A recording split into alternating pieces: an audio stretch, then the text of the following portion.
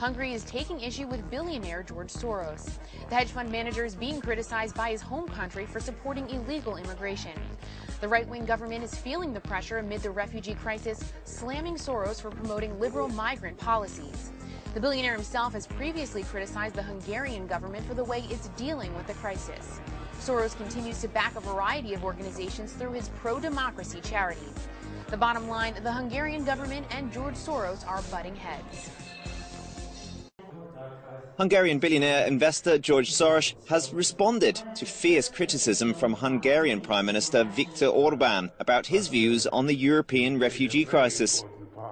Orbán said last week that people like Soros are responsible for the refugee crisis and threaten the traditional European way of life.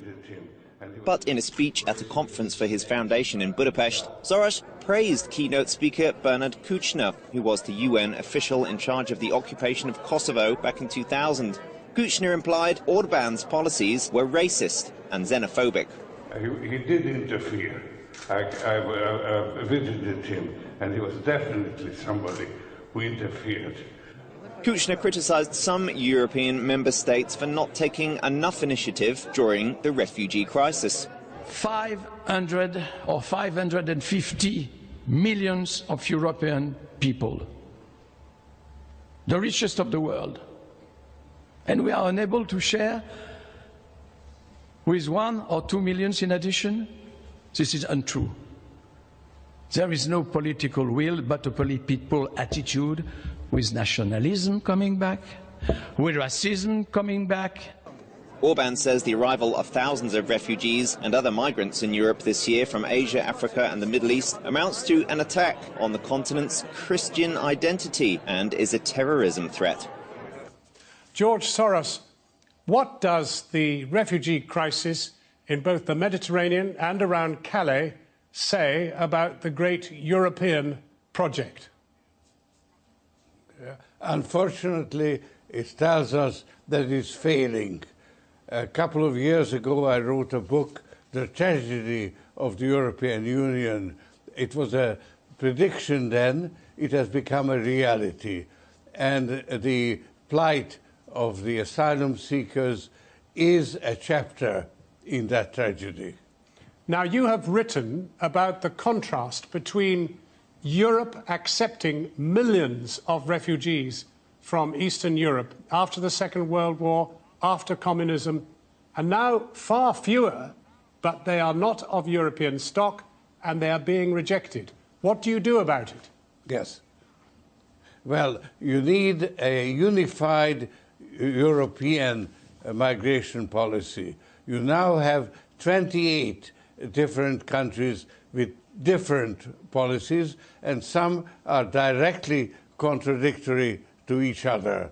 And that is, it has created a chaos, and that is what's turning public opinion against the migrants who are themselves the victims, who deserve help. And instead of that, they are turned into illegal position, and they are desperate, as the situation in Calais demonstrates. Do you think the ethnicity, the race of the people who are trying to get into Europe is part of the issue? Yes, definitely. I was myself an asylum seeker, and I was treated very well. I went to England. I asked for asylum. I got it. I became an Anglophile, and unfortunately, the European Union is now facing the opposition of the members, of which Britain is very much at fault, because Britain has opted out of any participation in the solution of this issue. But you can't isolate yourself. The easy answer is withdraw, protect yourself. But as the situation in Calais demonstrates, you can't do that.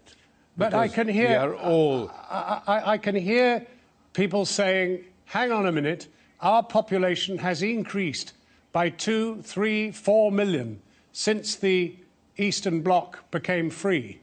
How many more people can a small island take? That is the question on many people's lips. Yes, but you also have a declining birth rate, and you need, for a flourishing economy, you need some growth.